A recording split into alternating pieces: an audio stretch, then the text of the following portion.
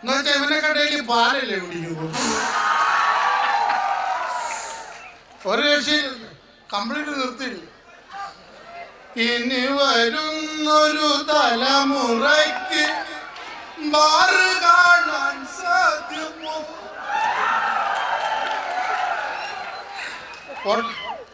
പിണക്കോ ഞാൻ ഈ സർക്കാരിനോട് കൂട്ടുവിട്ട് ചേട്ടോ ഇന്ന് ഈ ജംഗ്ഷനിലായിരുന്നു, ഇന്നലെ അപ്പുറത്തെ ജംഗ്ഷനിലായിരുന്നു. ഒരു തരത്തിലും മനുഷ്യനെ ജീവിക്കാൻ സമ്മതിക്കരുത്. കള്ളു കുടിച്ച് പുറകെ ശല്യം. നീ നിന്റെ പണി എന്താന്ന് വെച്ചാൽ ഞാൻ എന്റെ പണി നോക്കണം. അതിലേട്ടോ ഒരു സംശയം, ഇങ്ങനെയൊക്കെ മദ്യപിച്ചിട്ട് വീട്ടിൽ പോയി കിടന്ന് എങ്ങനെ ഉറങ്ങാൻ പറ്റുന്നു? ഞാനൊക്കെ ഒരു തൊള്ളി പോലും മദ്യപിക്കാണ്ട് അങ്ങോട്ട് തിരിഞ്ഞു ഇങ്ങോട്ട് തിരിഞ്ഞു ഒരു 2-3 മണിക്കൂറൊന്നും കഴിയാണ്ട് എനിക്ക് ഉറക്കാൻ പറ്റില്ല. അതുകൊണ്ട് ചോദിച്ചതേ ഉള്ളൂ. നിന്നെ പോലൊന്നും അല്ലേ ഞാൻ. ചേട്ടന്റെ പ്രത്യേകത ഞാൻ കട്ടില് കണ്ട അപ്പം കിടന്നു. പിന്നെ സത്യം കട്ടില് കണ്ട ആ സെക്കൻഡ് ഞാൻ കിടന്നു. പക്ഷെ ഈ കട്ടില് കണ്ട് പിടിക്കാൻ ഒരു 3-4 മണിക്കൂർ എടുക്കുന്നു. അതേട്ടോ ഞാനൊന്ന് ചോദിക്കട്ടെ, ഇങ്ങനെയൊക്കെ മദ്യപിക്കുന്നോണ്ട് ചേട്ടന് എന്ത് ഗുണമുള്ളത്? എന്റെ പൊന്നുമക്കളെ എനിക്ക് 2 ഗുണമല്ലേ ഉള്ളൂ. എന്ത് ഗുണം? ഒന്നാമത്തെ ഗുണം പാമ്പ് കൊത്തത്തില്ല. അയ്യോ അതെങ്ങനെ? അത് പറഞ്ഞു തരാം. ഈ സാധനം വെച്ച് കഴിഞ്ഞാൽ പിന്നെ നമ്മുടെ റൂട്ട് എങ്ങനെയാണെന്ന് അറിയോ? ഇല്ല.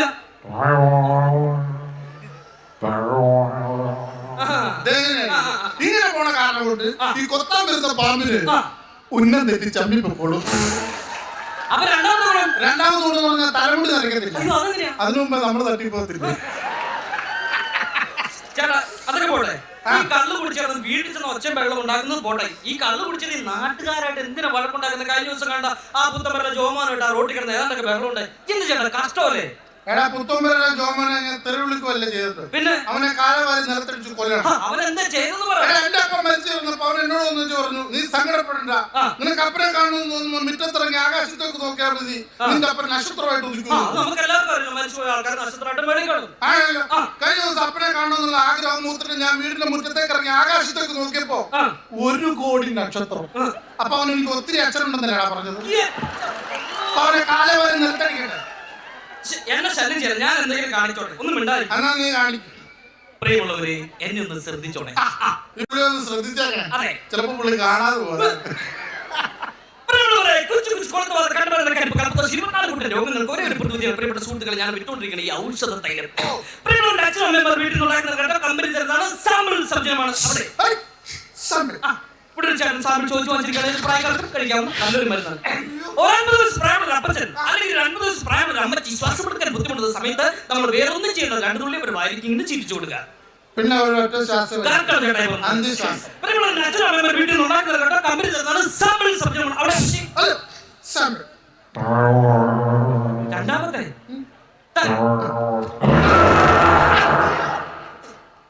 എന്റെ പൊന്നിയോടെ എനിക്ക് വിൽക്കണ്ടേ? ചുമ്മാ കിട്ടിയാന്ന് പറഞ്ഞു. നിന്റെ അപ്പന്റെ പേര് കൈസർ എന്നാണ്. പിന്നെ എന്നാ കഴിയാണ്? ഞാൻ എന്തെങ്കിലും കാണിച്ച് ജീവിച്ചു പോകട്ടെ. എന്റെ അരിക്കാത്ത മണൽ വാരികളല്ലേ? പിന്നെ നിന്റെ 1 രൂപയുടെ അരിക്കാത്ത ഞാൻ 10,000 രൂപയുടെ മണൽ ഇറക്കാൻ പോവല്ലേ? മര്യാദ നിന്റെ പണിയണമെന്ന് വെച്ചാൽ എന്താ ഇവിടെ രാവിലെ ഇറങ്ങിയത്? വീട്ടിൽ പോറേ തിരിച്ചു വരുമ്പോ ഇവിടെ നടക്കരുതല്ലോ.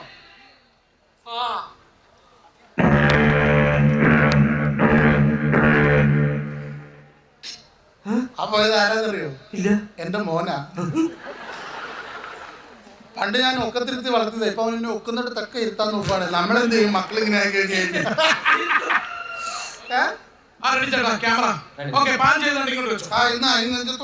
ഞാൻ ചുമ്മാ നിൽക്കുകയാണല്ലോ. നമസ്കാരം ചേട്ടാ. നമസ്കാരം. ഞാനൊരു ചാനലിൽ നിന്ന് വരികയാണ്. നമ്മളൊക്കെ അമ്മയുടെ വൈക്കുന്ന ചാനലിൽ നമ്മുടെ ഏഷ്യാനെറ്റ് സൂര്യ കൈരളി എന്നൊക്കെ പറഞ്ഞ ഒരു ചാനലിൽ നിന്ന് റോഡ് ഷോ നടത്തിയതാണ്. എന്തിനാണ് നീ ചാനലിൽ റോഡ് ഷോട്ട് വന്നേക്കുന്നത്? ഞാൻ ബ്യൂറേജിൽ റോഡ് ഷോട്ട്. എന്തായാലും എനിക്ക് പറ്റിയ ആളെ തന്നെയാണ് ഞാനിവിടെ കണ്ടെത്തിയിരിക്കുന്നത്. ഞങ്ങളുടെ ഷോയുടെ പ്രത്യേകത എന്ന് പറഞ്ഞാൽ ഞാനിവിടെ ചോദ്യങ്ങൾ ചോദിക്കും, കറക്റ്റായിട്ട് മറുപടി നൽകിയാൽ ചേട്ടൻ 50 ലക്ഷം മുതൽ 1 കോടി വരെ വിലയുള്ള ഫ്ലാറ്റുകൾ സമ്മാനമായിട്ട് ലഭിക്കും. സത്യമായിട്ടും ഈ ഷോയിലേക്ക് കിടക്കുന്നതിന് മുമ്പ് ഞാനൊന്ന് ചോദിച്ചോട്ടെ, നമ്മൾ 2015 കഴിഞ്ഞ് 2016 കയറിയിട്ട് 1-2 മാസമായിട്ടുള്ളൂ. ഇപ്പോഴത്തെ ചെറുപ്പക്കാരെന്നൊക്കെ പറഞ്ഞാൽ ചേട്ടനോട് ചെറുപ്പക്കാരൊക്കെ നോക്കണം, വളരെ ഫ്രീക്കായിട്ട് നടക്കുന്ന പിള്ളേരാണ്. കാലം മാറുന്നതനുസരിച്ച് നമ്മൾ കോലം മാറിക്കൊണ്ടിരിക്കണം. അല്ലാതെ ചേട്ടനെ പോലെ ഇതുപോലെ വൃത്തികെട്ട വേഷത്തിൽ അണ്ടർവെയർ ഒക്കെ കാണിച്ച് മുഷിഞ്ഞ് നാറിയ നാണല്ലേ മനുഷ്യരുടെ മുന്നിൽ കൂടെ നടക്കാൻ? എന്ത് വേഷമായിരുന്നു വൃത്തിയുടെ വേഷം? അത് ശരി, ഇപ്പൊ എന്റെ വേഷത്തിനാ കുഴപ്പം. എന്താ നീ ഫ്രീക്കന്മാരെ ബൂസ്റ്റപ്പ് ചെയ്ത് സംസാരിക്കൊന്നും വേണ്ട. അവർക്കെന്താ കുഴപ്പം? ഫ്രീക്കന്മാർ എങ്ങനെ നടക്കുന്നത് എനിക്കറിയാം. എങ്ങനെ നടക്കുന്നത്? ഇവന്മാർ ആദ്യം ഒരു അണ്ടർവെയർ ഇടും, അതിനൊരു നെയിം ബോർഡ് കാണും ജോക്കി. ഇത് കംപ്ലീറ്റ് ആൾക്കാരെ കാണിച്ച് ജോക്കറാകുമെന്നുള്ളതാണ് മെയിൻ പരിപാടി. അതിന്റെ മുകളിലോട്ടൊരു ജീൻസ് വലിച്ചു കയറ്റും, എന്നിട്ട് അത് ഇറക്കി ഇറക്കി ഇത് ഇവിടെ കൊണ്ടിടും, എന്നിട്ടൊരു നടപ്പുണ്ട്.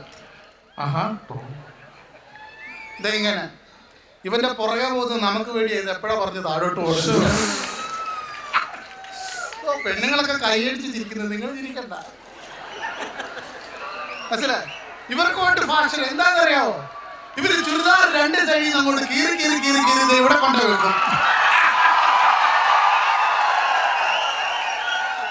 എന്നിട്ട് കാറ്റടിക്കുമ്പോൾ ഡബിൾ മുണ്ട് അയൽ വെച്ച പോലെയാ. കാരണം എന്നിട്ട് അതിനകത്തോട്ടൊരു സാധനം വെച്ച് കിട്ടും, ലെഗിൻസ്. ചില പെണ്ണുങ്ങൾ ഇട്ടോണ്ട് വന്നാ ഇട്ടിട്ടുണ്ടെന്നേ തോന്നത്തില്ല. എന്നിട്ട് നമ്മളെങ്ങാനും പാവപ്പെട്ട നമ്മൾ ആണുങ്ങൾ എങ്ങാനും ഒന്ന് നോക്കിപ്പോയാലോ, ഇതെങ്ങനെ ഒരു പിടുത്തമാണ്. എന്നിട്ട് നമുക്കൊരു നോട്ടം, ഈ നോട്ടം കണ്ടാത്തൊന്ന് നമ്മളത് വെട്ടിക്കൊടുത്തേത്. ഞാൻ അറിയാതെ ചോദിച്ചു പോയതാ, ക്ഷമിക്ക്. ചേട്ടന്റെ വേഷം നല്ലതാ, സൂപ്പർ, ഞാൻ സമ്മതിച്ചിരിക്കുന്നു. ഏതായാലും നമുക്ക് നമ്മുടെ ഷോയിലേക്ക് വരാൻ. ക്യാമറ ഓൺ ചെയ്തു, ആക്ഷൻ. ഞാനൊരു ആക്ഷൻ പറയാം. നമുക്ക് നമ്മുടെ പേഴ്സണൽ ജീവിതത്തിൽ തുടങ്ങാം. കല്യാണം കഴിച്ചാണോ? കല്യാണം കഴിച്ചാണ്. ഈ കല്യാണം പ്രേമവിവാഹമായിരുന്നോ അതോ അറേഞ്ച് മാരേജ് ആയിരുന്നോ? അതാണ് ഇങ്ങനെ പ്രേമിച്ച് വിവാഹം കഴിക്കാനുള്ള കാരണം. അറിയാൻ മേലാത്ത ഏഷ്യ കല്യാണം കഴിക്കുന്നതിലും ഭേദമല്ല അറിയാവുന്ന മർദ്ദനം കിട്ടുന്നത്. ചേട്ടാ, സ്ത്രീകളെ കുറിച്ച് അങ്ങനെ അനാവശ്യം പറയുന്നത്. ഞങ്ങളുടെ പ്രേക്ഷകർ എന്തുമാത്രം സ്ത്രീകൾ ഇവിടെ ഇരുന്ന് പരിപാടി കാണുന്നുണ്ടെന്ന് അറിയാം. പിന്നെ എന്റെ അനുഭവമുള്ള എത്ര ആണുങ്ങൾ ഇവിടെ ഇരിപ്പുണ്ടെന്ന് ആരും പേടിച്ചിട്ടും ഇല്ലാത്ത.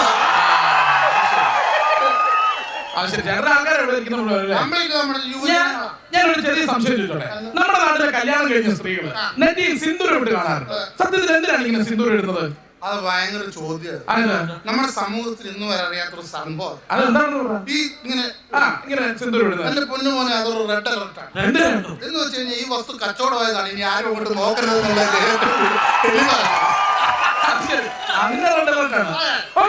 കുസൃതി ചോദ്യത്തിലേക്ക് വരാൻ പോകുന്നത് കറക്റ്റായിട്ട് മറുപടി നൽകിയ ചേട്ടന് ഒരു 10 പോയിന്റാണ് ഷോയിൽ വെക്കാൻ പോകുന്നത്. നമ്മുടെ ആദ്യ രാത്രിയും അവസാന രാത്രിയും തമ്മിലുള്ള വ്യത്യാസം എന്താണെന്ന് പറയാമോ? What is the difference between first night and last night? എന്തേ എഡ്യൂക്കേറ്റഡ് ഫാമിലി, വെരി നൈസ്. ചേട്ടാ, മലയാളത്തിൽ പറഞ്ഞു തരാം. ആദ്യ രാത്രിയും അവസാന രാത്രിയും തമ്മിലുള്ള വ്യത്യാസം ശ്രദ്ധിച്ചു കേട്ടോ. ഈ ആദ്യ രാത്രി എന്ന് പറയുമ്പോ നമ്മൾ പൂവൊക്കെ ഇങ്ങനെ ഇട്ട് അതിന്റെ മുകളിൽ കിടന്നു. ഓക്കെ. അവസാന രാത്രി എന്ന് പറയുമ്പോ നമ്മൾ കിടക്കും, പൂ വരുന്നവരും പോകുന്നവരും. 10 പോയിന്റ് ലഭിച്ചിരിക്കുകയാണ്, 10 പോയിന്റ്. ഇനി നമ്മൾ ചേട്ടന്റെ ഹോബികളിലേക്ക് കടന്നു വരാൻ പോകും. എന്താണ് പ്രധാനപ്പെട്ട ഹോബികൾ? ഹോബി പറയുമ്പോ നേരത്തെ ഉണ്ടായിരുന്നു. ഈ ഹോബി ഞാൻ പറയുമ്പോൾ TV കാണിക്കുമ്പോ അതിന്റെ താഴെ കുട്ടികൾ ഇത് അനുകരിക്കരുത്. തീർച്ചയായിട്ടും എഴുതി കാണിച്ചിരിക്കും. നമ്മുടെ പഴയ ഇരുമ്പാണി അതിങ്ങനെ പ്ലഗിനകത്ത് കുത്തി വെച്ചിട്ട് സ്വിച്ച് ഓൺ ആക്കിട്ട് ഞാൻ ഇങ്ങനെ പിടിച്ചോണ്ട് പോകും.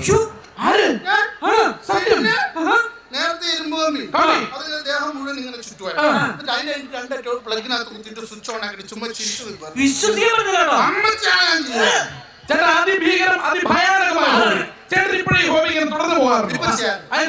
വീട്ടിൽ കറണ്ട് കിട്ടിപ്പോകുന്നത്. അത് ശരി. അപ്പൊ കറണ്ടില്ലാതെയാണ് കാണിച്ചോണ്ടിരുന്നത്. ചേട്ടാ, ഞാൻ ഹോബി ഇതല്ല. പാട്ട്, ഡാൻസ്, മിമിക്രി, കലാപരിപാടികൾ എന്തെങ്കിലും ഉണ്ടെന്നാണ് ചോദിച്ചത്. മതി, പാട്ട് മതി. ഞങ്ങളുടെ പ്രേക്ഷകർക്ക് വേണ്ടി 2 ലൈൻ ചെറുതായിട്ടൊന്ന് മൂളിയാ.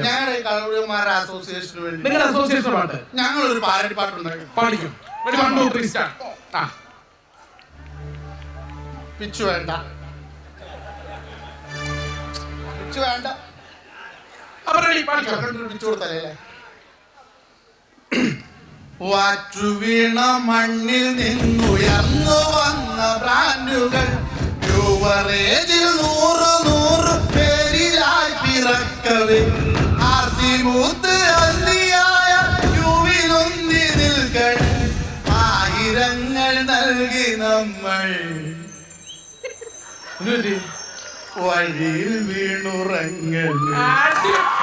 സൂപ്പർ. നല്ലൊരു കൈ പാടായിരുന്നു. കാണിച്ചു പോയാലോ? ആൾക്കാർ കൈയടിച്ചത് കണ്ടോ? പെട്ടെന്ന് കയ്യടി കിട്ടപ്പോ എനിക്കൊരു ലജ്ഞ. ചുമ്മാ ഒരു രസം. ഓ, അത് ശരി. എന്തായാലും പാട്ട് സൂപ്പർ ആയിരുന്നു, അടിപൊളിയായിരുന്നു. 1-2 സ്ഥലങ്ങളൊക്കെ പോയായിരുന്നു. അയ്യോ, 1-2 സ്ഥലമല്ല, പിന്നെ 3 സെന്റ് സ്ഥലവും ഒരു പെരയെ പോയി. എങ്ങനെ? കള്ളു കുടിച്ചിട്ട്. ഞാൻ ഈ പരിപാടിക്കകത്ത് ജഡ്ജസ് പറയുന്ന പോലെ ഒന്ന് പറഞ്ഞു പോയതാ. നമുക്ക് എന്തായാലും അടുത്ത റൗണ്ടിലേക്ക് പോകാം. അടുത്ത റൗണ്ട് എന്ന് പറഞ്ഞാൽ ടങ് ട്വിസ്റ്റർ റൗണ്ട്. എന്ന് വെച്ചാൽ നാളെ കൊടുക്കുന്ന കുറച്ച് സംഭവങ്ങൾ ഞാൻ പറയും. ചേട്ടൻ ഞാൻ പറഞ്ഞു കഴിയുമ്പോൾ സ്പീഡിൽ എന്നോട് തിരിച്ചു പറയണം. റെഡിയാണല്ലോ? ഞാൻ പറഞ്ഞു കഴിഞ്ഞാൽ സ്പീഡിൽ എന്നോട് തിരിച്ചു പറയണം. Okay, ready, 1, 2, 3 start. കലകൾ തുടങ്ങുമ്പോൾ രവി അല്ലെങ്കിൽ ഒരു കൊടുക്കാം. നീ പകപോക്ക് ആണല്ലേടാ. എന്റെ ചേട്ടാ, ഇത് പകയുടെ പ്രശ്നമൊന്നുമില്ല. ഞാൻ പറഞ്ഞ ചേട്ടാ സ്പീഡിൽ എന്നോട് തിരിച്ചു പറയണം. Tongue twister. ഒരു കാര്യം ചെയ്താൽ ദൈവം ഇതുപോലത്തെ കുറെ സാധനങ്ങൾ പറഞ്ഞിട്ടില്ല. നീ ആരായാലും എനിക്ക് കുഴപ്പമില്ല. എന്റെ പരിപാടി മുന്നോട്ട് കൊണ്ടുപോയാൽ ഞാൻ പറഞ്ഞ സ്പീഡിൽ തിരിച്ചു പറയണം. Okay okay, ready, 1, 2, 3 start. കലകൾ തുടങ്ങുമ്പോൾ രവി അല്ലെങ്കിൽ ഒരു കൊടുക്കാം.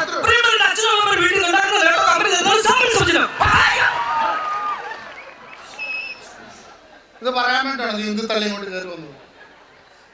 അവന്റെ അമ്മയും അമ്മായി അമ്മാവനും ഞാൻ വില ഇവിടെ നിന്ന് പറഞ്ഞാണ്ടില്ല. അവരൊക്കെ വീട്ടിലിരുന്ന് തുമ്മും. പറഞ്ഞേക്കാം. നീ പറ, എന്നോട് പറ. അവനെ വിളിക്കുന്ന കാര്യമുണ്ടോ? അത് ഞാൻ ഇവരിങ്ങനെയാവും. ഞാൻ പറയാൻ പോകണം, പറഞ്ഞാൽ സ്പീഡ് തിരിച്ചു പറയണം. കലകൾ തുടങ്ങുമ്പോൾ രവി അല്ലെങ്കിൽ ഒരു കൊടുക്കാം.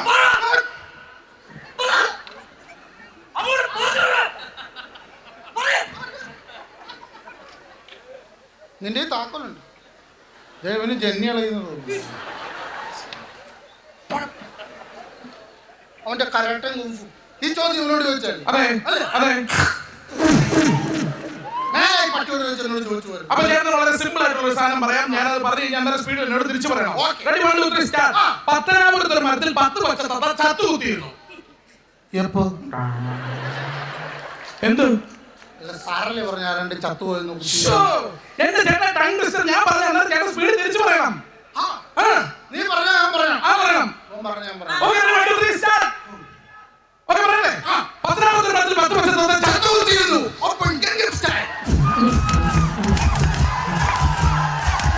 ചേട്ടാ, എന്റെ കൂടെ അല്ല പറയണ്ടത്, ഞാൻ പറഞ്ഞതിന് ശേഷം വേണം പറയാൻ. പറഞ്ഞു മനസ്സിലായില്ലേ? 10ാമത്തെ ഒരു മരത്തിൽ 10 പച്ച തത്ത ചത്തു കുത്തിയിരുന്നു. ചേട്ടാ പ്ലീസ്, എന്റെ കൂടെ അല്ലത് പറയുന്നത്, ഞാൻ പറഞ്ഞതിന് ശേഷം വേണം പറയാൻ. എന്ത് ഇതാരും പറഞ്ഞാൽ ഈ സാധനം ചത്തുകുത്തിയിരുന്നു. ചേട്ടാ, ഞാനൊന്ന് ചോദിച്ചോട്ടെ.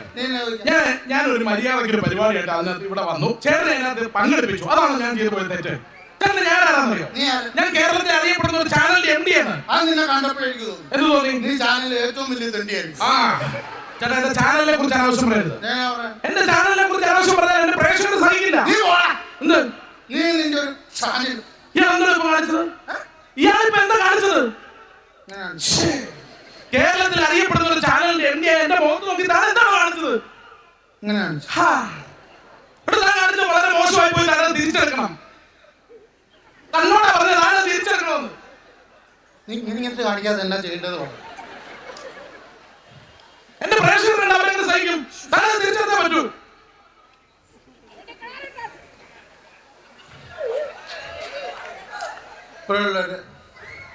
ഈ പുള്ളിയുടെ മുഖത്തൊക്കെ ഞാൻ അറിയാതെ തമാശക്ക് അത് ലോകത്തിലെ ഏറ്റവും വലിയ ചീത്തയാണെന്നാണ് ഈ പുള്ളി പറയുന്നത്. അത് നമ്മൾ തിരിച്ചെടുക്കാൻ പോവാണ്. Sorry sir.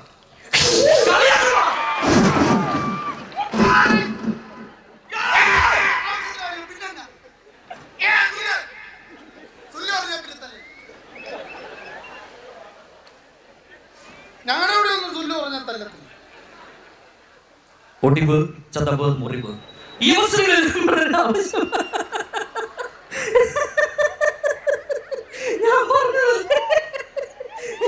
എന്താണ് നോക്കിയത്? അല്ലല്ല, പറ, എന്തോട് പറ. അല്ല, നീ കൊക്കുന്നു മാത്രമല്ല, മുട്ടയെടുത്ത്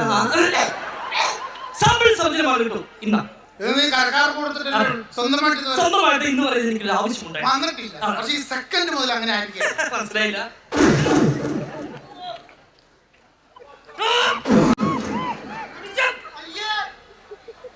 അവനോട് പറഞ്ഞ അതെ സോറി.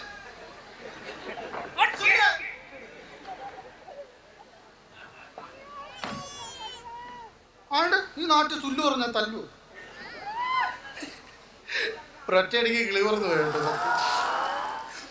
അപ്പുറത്ത് സാറിന് ചെറുതൊഴിച്ചു വെച്ചിട്ടുണ്ട്. അതടിക്കാൻ പോകണമെന്നുണ്ടെങ്കിൽ ഇപ്പൊ അവിടം വരെ പോകാനൊരു എനർജിക്ക് വേണ്ടിയിട്ട് എല്ലാവരും ചേർന്ന് നല്ലൊരു കയ്യടി കിട്ടും.